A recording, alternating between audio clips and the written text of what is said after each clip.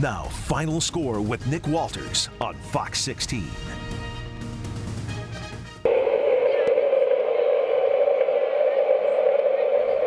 Pig Suey, Razorbacks. Can you believe it? We're just 7 weeks away from that atmosphere being back when the Razorbacks kick off the season against Cincinnati. Sam Pittman's Hogs have given us a lot of reasons to believe in the near future, but the hype is already starting to grow for Arkansas down the line.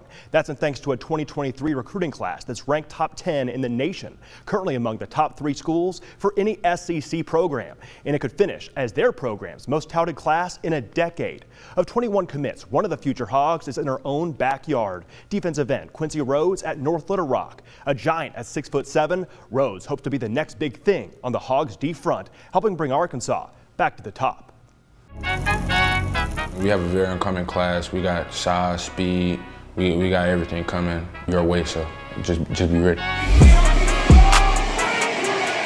The future for Razorbacks football seems to be getting brighter by the day. After a handful of commitments over the summer, Arkansas's upcoming signing class ranks top 10 in the nation and currently first in the SEC. Of 17 total commits, 3 come from inside state lines, 1 homegrown Hog at North Little Rock. My name is Quincy Rhodes, class 2023, attend North Little Rock High School, verbally committed to University of Arkansas. Go Hogs. I'm definitely a rare breed. It's not too many people like me out there who can move like me and who has unnatural given talents. I just want to let the world know that there's a kid in Arkansas who's been overlooked this whole time and just surprise and shock the world. 4-star defensive end Quincy Rhodes Jr. is gifted to say the least, especially after a recent growth spurt. Standing at every bit of 6'7" and weighing in at a lean 250 plus, the edge rusher can wreak havoc for opposing offenses, doing so at Jacksonville the last 2 seasons before moving back to his hometown school. I'm 6'7" to help me on the field. I have long arms and it gives me a reach advantage over a lot of people, so I get my hands on them before they get their hands on mine. I'm a mismatch when it comes to trying to get your hands on me. Like, I move too fast. First step is unbelievable, so when people see me all day, I'm slow or this, that, it's totally different when it's on the front lines. That's why Sam Pittman and his staff extended an offer to Rhodes this past January. The second-ranked prospect in Arkansas, he didn't take long to realize a lifelong dream, accepting just a few weeks later, choosing the Razorbacks over the likes of Missouri, Kansas State, and Jackson State. Family, it's super tight up there. It definitely means a lot, especially coming, I'm not saying coming from nothing, but not having a lot as much as, other kids might have. So majority of the time I had to work hard for what I wanted. So I feel as if, it's a special place to be and I'm able to, showcase my talents at the high level. Growing up a Hogs fan and attending North Little Rock, Rhodes moved across town after his freshman season and played for Jacksonville since.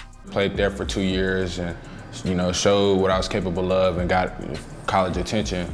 After 2 years with the Titans, Rhodes is now back with the Charging Wildcats for his senior season, dabbling at tight end in the red zone and enjoying a sort of homecoming before hitting the hill.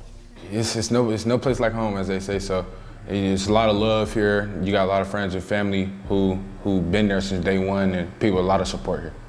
He may already know where he'll play on the next level, but Rhodes still has unfinished business in high school ball. He hopes to go out a state champ, proving some doubters wrong in the process. I have a lot to prove. A lot of people say it's just my size that get me where I'm at now. And people just don't know what I do behind closed doors, so I'm always working. I definitely want to go to state due to my coaches and supporters and my football players. They some fighters too, so I'm gonna fight with them and they're gonna fight with me. After witnessing the program's rise back to relevancy, now seeing the Hogs reel in one of their best classes in recent memory, Rhodes is excited for what the future may look like for his Razorbacks. Yeah, at first we was going through coach after coach, and we weren't stable in coaches, and we didn't have any real leaders on the field. And we had players and coaches who actually cared and stepped up, and that's why we are where we are now.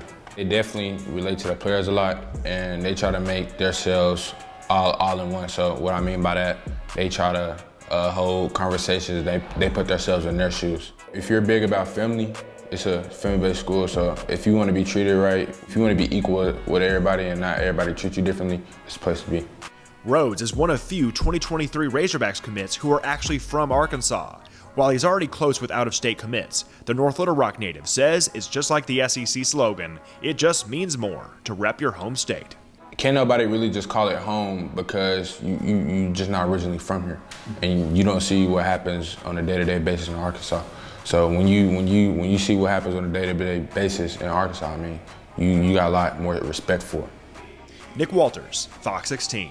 It'll be a whole lot of fun to see Rhodes ball out for the Charging Wildcats this fall. But after the break, we know things are looking up for Arkansas in the class of 2023. But what about the upcoming cycle of 2024 that's just starting to ramp up? We'll check in with one local player who already has a Razorbacks offer to his name.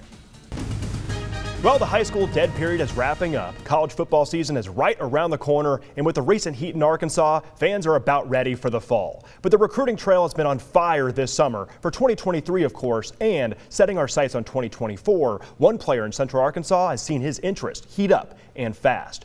Bryant edge rusher TJ Lindsey might not be a name you know yet, but by next summer, a lot of Razorback fans will be eyeing this kid's decision. Starting this summer, Lindsey had no offers, and in 9 days' time, the rising junior had 9 offers from the likes of national champ Georgia, his home state Hogs, and the list goes on. Check out how his interest shooting up all went down. There's a new name to know in Arkansas high school football and for Razorbacks recruiting. TJ Lindsey has made his presence felt in the state's highest classification, and now he's turning heads from some of the nation's top teams. I always dreamed of that. I feel like every kid does that. Just to get Arkansas, I'm from Arkansas, there's not too many Arkansas schools that you can root for. That was surreal. And then Georgia, obviously, they were the national champions, one of the best teams in college every year. So that was crazy to think that they wanted me to come play for them. The class of 2023 is making headlines this summer as rising seniors decide where they'll call home. But it's that time when 2024 comes into the picture, incoming juniors gaining attention and standouts starting to stick out. Few prospects in Arkansas have seen a sharp rise in recruitment like TJ Lindsey has, the Bryant defensive end getting offered in quick succession at college camps in June. My first offer was early June, it was Memphis. My second offer from Colorado, and then I got another offer the next day from Houston. So I think it went like 9 days in a row where I got an offer every day. I got Texas Tech 4th, Georgia 5th, Arkansas 6th, TCU 7th, A-State, and then my 9th offer was Notre Dame. Now at 6'5" and weighing in at 250 plus, the disruptive edge rusher was surprised with an offer from the national champion Dogs, and it didn't take long for his home state Hogs to follow suit.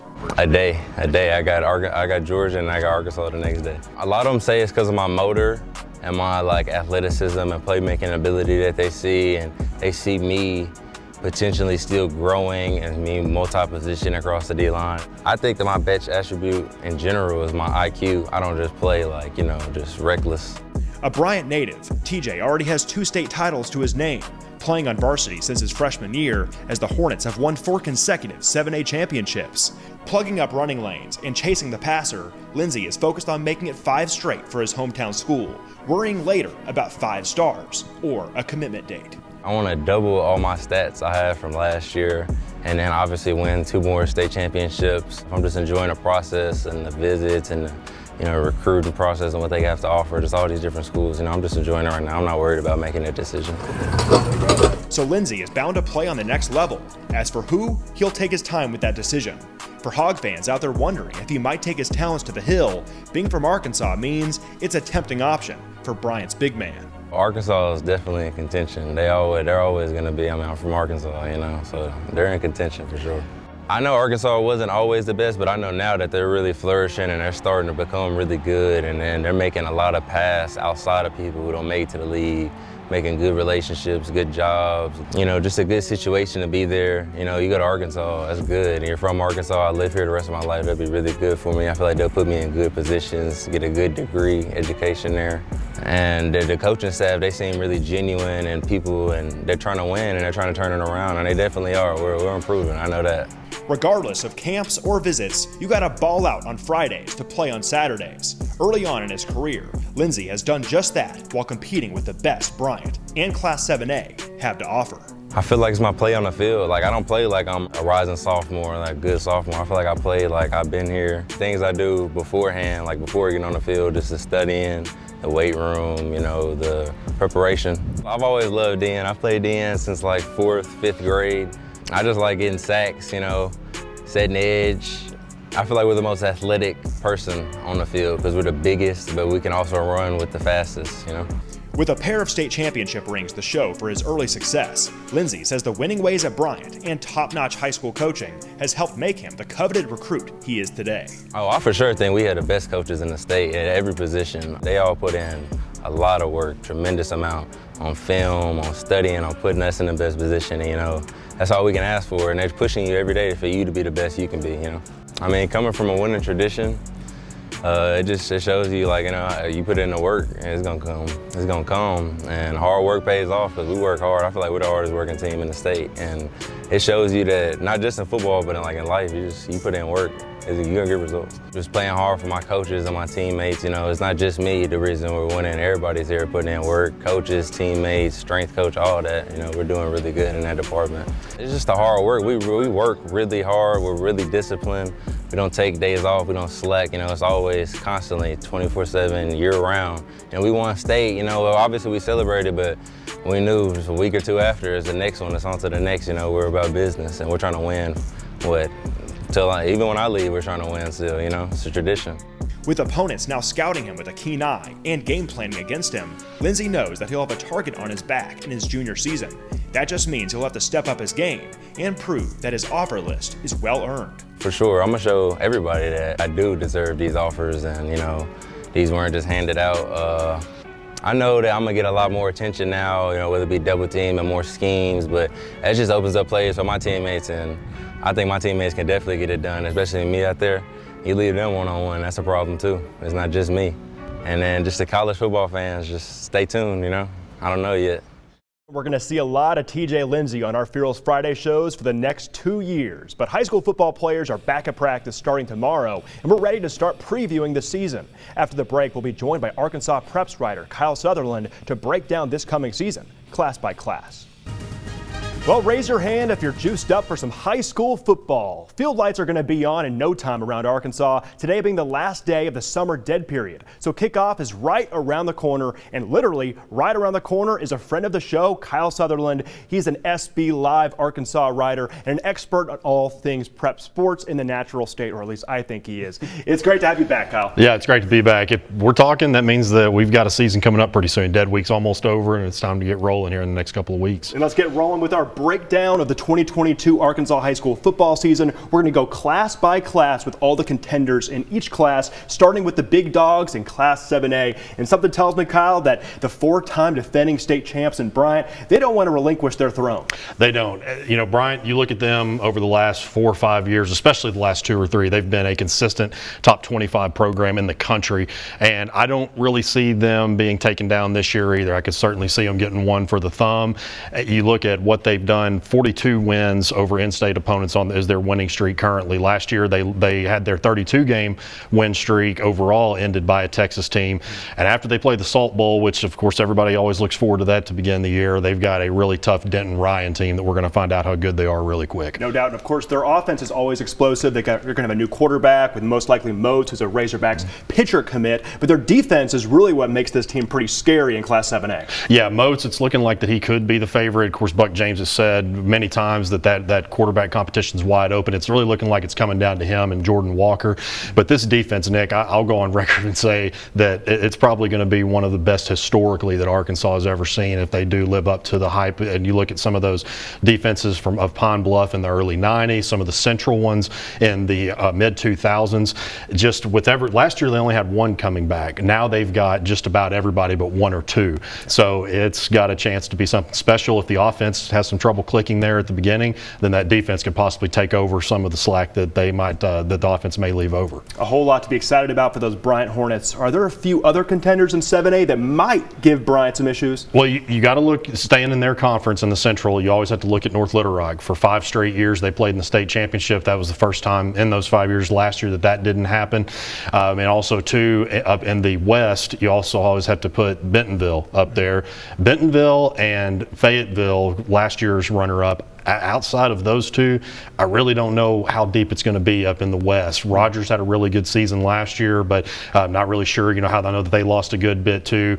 Last year, Harbor was, but depending on who you ask, there was some that were putting them at number 2, but they didn't really live up to expectations. And so after really you get past Fayetteville and Bentonville, I'm not really sure what it's like in the West, but I think that really it's going to be very tough for any team, regardless of class, to stop Bryant. Yeah. Conway Wampus Cast, they had one of the best seasons. Yes, Conway's another one. Yeah, completely forgot about them. Conway is another one that almost beat Bryant last year in the season finale. Yeah, it was week 10, the season finale. That's another one you got to look at. You look at Donovan Amolo right there coming back. So I think that certainly up in the West, it'll be Bryant right there behind them, Conway or North Little Rock, and then over in the West, it'll be probably Bentonville and Fayetteville once again. Yeah, it's going to be a blast to see how 7A turns out, but turning our attention to 6A, we got a couple powerhouses in Little Rock moving up from 5A into this class with Pulaski Academy, the 3-time defending state champs, with Anthony Lucas and Little Rock Christian. Little Rock Christian and PA just makes the 6A West even tougher. It was already tough enough when, of course, Benton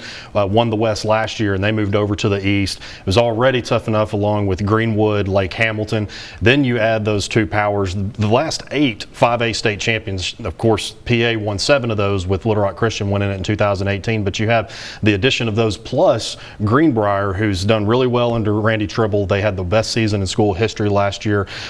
Another team that loses a lot but still has plenty coming up. And another one from the West that I really like, or at least in terms of one that could possibly get a win there that they quote unquote shouldn't in the regular season or even the playoffs, is Mountain Home. I think that what they've done is extremely underrated. Now, I'm not really going to pick them in the preseason to go maybe more than about midway through the midway point of the 6A West Conference. But when Steve Airy took over a couple of years ago, 23-game losing streak, and he's won a playoff game the last 2 years. So that's one to keep up there as a sleeper maybe in the West. Yeah, absolutely. And Pulaski Academy being those 3-time defending state champs, it kind of seems like they'd already be a front runner in their own class. But those highlights we checked out, they're losing Joe Hyman and some other good players. Little Rock Christian, they have Walker White, who has that Razorbacks offer. So 2 enticing teams in there for Class 6A. So how does PA being in there, how does that change up things as far as front runners? Well, it certainly does, because you look at especially what they've done to out-of-state competition. Consistently year in and year out, they beat teams that probably they shouldn't on paper, but they continue to do that whether they move up in class, whether they play out of state. Little Rock Christian's also been another team there in Class 5A for all those years that have, again, I said they won it in 2018, and then they've always been pretty much in the semifinals or even in the finals there. And so you looking at those two, it certainly makes it a lot tougher, but you also got to look at those Greenwood Bulldogs too. They finished as a state runner-up with a very banged-up team. They're going to be healthy this year, and they're going to be looking for a revenge tour. But certainly adding those 2 private school powers in Little Rock Christian and PA just makes it that much tougher. Get your popcorn ready, because I think a lot of people want to see how PA is going to do with their competition being amped up a little bit. Yeah. But turning our attention to 5A now, speaking of teams moving up, we got another state champ moving up in the Robinson Senators, the defending state champs in 4A. Well, Robinson comes into 5A, and they could possibly be one of the favorites as maybe the top 3, along with Arkadelphia, and then a couple of others that are in there as well. But with what they did in Class 4A and dominating it the way that they did last year coming up, I certainly think that they're going to be one of the top favorites in 5A coming in. And the thrashing we saw from Robinson over Shiloh Christian in that 4A state championship in December, that makes it even more enticing to see how they can do with that upped-up competition, right? And we're starting to see a trend here, 3-time defending state champ going back to back to back for PA, and now we have Robinson moving up, and they've won 2 state championships in the last 3 years. So it'll be really fun to see how that plays out. But of course for 4A, you mentioned Harding Academy moving up, right? So how does that impact the front runners in that class? So Harding Academy, right there, you look at basically with what they did in Class 3A over the last 3 years, winning 3 state championships. Now that's a program that's won nine state titles over their last, really since the 70s. So, been another one of the private school powers in the state. But now the one thing about them is that I don't know a lot of people know yet, Cade Smith, who quarterbacked the team last year, he's a Razorback commit. He will not be playing football. He is focusing solely on baseball, so that's a big loss right there. But you look at the trenches for Harding Academy. They've got a lot of guys coming back on the offensive and defensive line, and so with them starting right there, plus some skill guys returning, you do lose Andrew Miller and again Cade Smith, but they do have. That's pretty much one of those teams that they reload like many other ones, like a Robinson that we just talked about that typically reloads each year.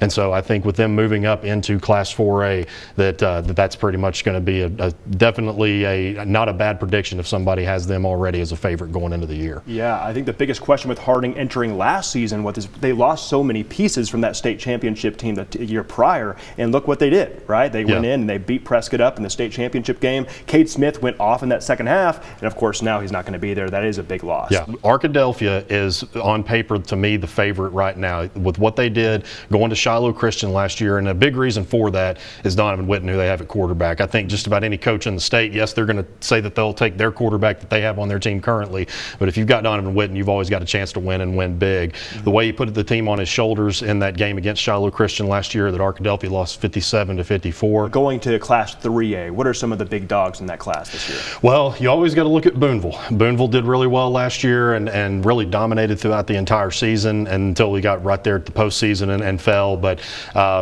with Harding Academy out, McGee also being a team that's moved out, I certainly believe that you got to look at Boonville right there. And that's probably might be my favorite on paper right there. And then also too in the Class 3A, you've got a couple more, but I would say probably right there with Boonville, it starts right there at the top. Yeah, Prescott was very dominant last year was as another well. one, We saw a lot of highlights from them, and of course 2A. Any kind of powerhouse to mention? Right. First of all, you think of McCrory because they're the defending champions, but they lose a lot as well. There's a few there's about 5 or 6 probably in there with Poen, also another one that's always really good each year, and they lose a lot, but you can't ever count out their coaching staff. But East Poinsett County is another one that started off really, really slow, but then picked it up there at the end. And so that's going to be an interesting one with schools like Fordyce, especially moving out. That's Fordyce, Junction City, with them moving out. It's going to be pretty much free for all starting off. Yeah, small town high school football. It's fun, but it's always a toss up, and it's going to be a blast to see how that class pans out. And all the classes, Kyle, we appreciate you coming in. Yes, sir. Yeah, appreciate you having me. We cannot wait for that football season. What a great job by Kyle here, and you can follow him on Twitter at K_Sutherland AR. Stay right here. We'll be right back. Well, stay here for more from Graham in Italy, but that'll do it for us. Thanks as always for ending your weekend with us, and shout out to all the folks in the booth and on the floor who make this show possible. I'm Nick Walters, wishing you a great night and an awesome week. We'll see you right here next Sunday.